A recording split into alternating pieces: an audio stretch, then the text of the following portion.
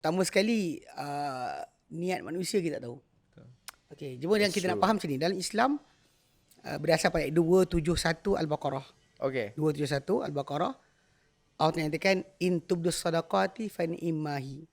Kalau kamu tunjukkan sedekah tu, yang kamu beri sedekah, kamu tunjukkan, it's okay, bagus. Wa in tukhfuha, tapi kalau kamu sembunyikan sedekah berkenaan, wa tu'tuhal fuqara, kamu berikan ia pada orang fakir, fa huwa khairul lakum, ia lagi baik untuk kamu. Dia sudut asal dalam agama ni memang tak ada, dia ada perkara yang kita tak tahu niat orang. Kan, pasal kita tahu bahawa dalam konsep agama ni bila sebut ayat 271 tadi, Allah Ta'ala tak melarang orang tu tunjuk apa kebaikan yang dia dapat. Ibadat yang dia buat dan sebagainya, tak timbul tajuk kat situ. I see. Pasal dia, Allah Ta'ala je tahu apa dalam hati dia. Dan bahkan kadang-kadang bila orang tu buat satu perkara dan boleh mengajak orang lain untuk membuat perkara berkenaan, macam seorang sahabat Nabi SAW. Sering hadis ni sering disalah ertikan oleh golongan pelaku bid'ah.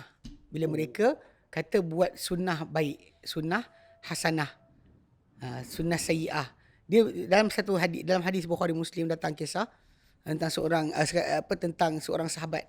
Okay. Dia bawa sedekah yang sangat berat letak depan Nabi SAW setelah mana Nabi suruh para sahabat kumpulkan harta. Sebab ada kabilah Mudar Arab ni yang datang compang-camping baju, koyak rabak, daging dah macam tak ada.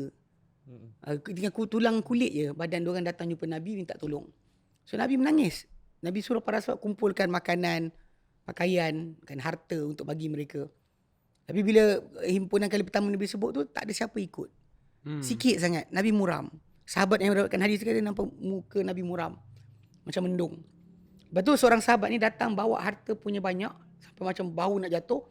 Dia letakkan depan tu. Bila letakkan depan tu, semua orang ikut. Semua orang follow. Perbuatan orang lain follow tadi menyebabkan Nabi gembira sebab terkumpul harta yang banyak untuk beri kepada orang susah. Lalu Nabi SAW pun sabda, Nabi kata, man sanna sunnatan hasanatan, bersiapa tunjuk tauladan yang baik, falahu ajruha, maka untuk dia pahala ganjaran baik yang dia tunjukkan tadi. Wa ajru man amila biha min ba'di, dan pahala orang yang beramal dengan tauladan baik yang dia tunjukkan tadi, selepas dia tak ada, min ghairi anqasa min ujurihim syai', tanpa mengurangkan pahala orang yang mengikut dia sedikit pun.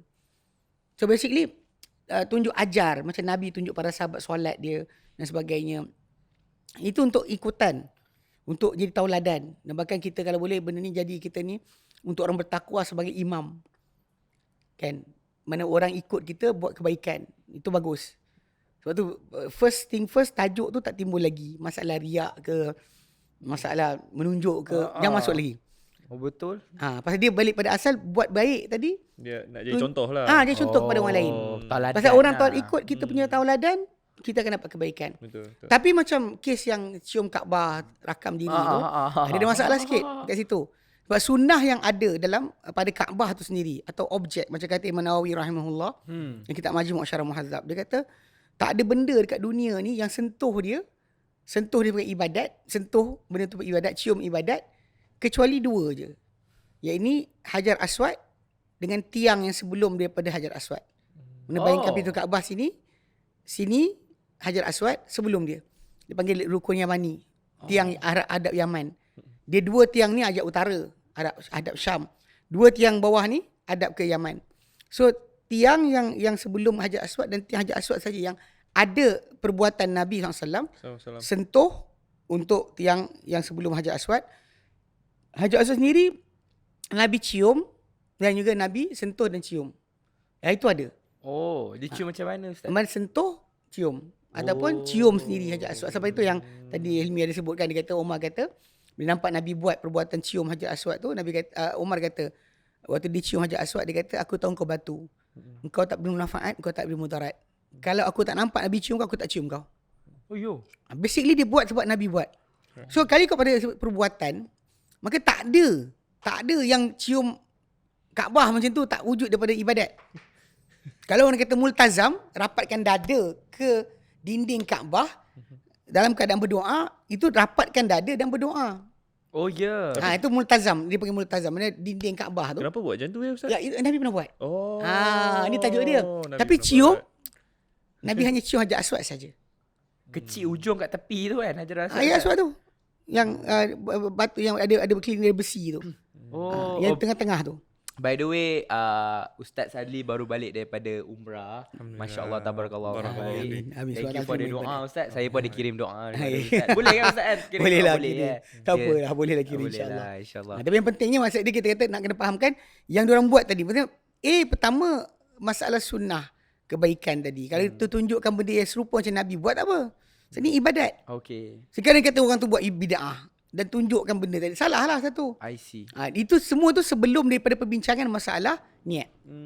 Sebelum cloud chaser tu bagi tuduhan kita bagi pada orang. Itu tajuk kedua. Tajuk pertama, boleh tak kita buat ibadat orang tengok? Itu pertama sekali. Jawapannya adalah tak salah. Berdasar ayat 271 surah Al-Baqarah. Tak salah. Memang boleh. Okay. Tapi bahkan kalau kita akhir surah Ad-Duha, wa amma bi ni'mati rabbika fahaddis. Adapun dengan nikmat Tuhanmu ceritakanlah. Mari kita dapat buat kebajikan, cerita untuk orang ikut kebaikan tadi, bukan untuk boost up diri kita, kan untuk flex. Flex.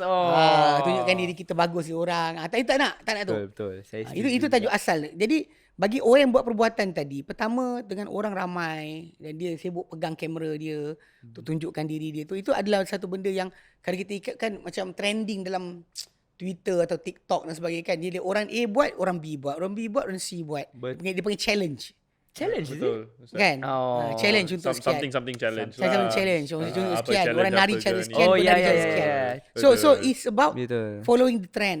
Then it's not from ibadah. It's not So jadi sebab tu kita kata bila cium Hajar Aswad itu ibadah. Cium Kaabah belum lagi ibadah. Belum lagi ibadah. Bukan tajuk ibadah.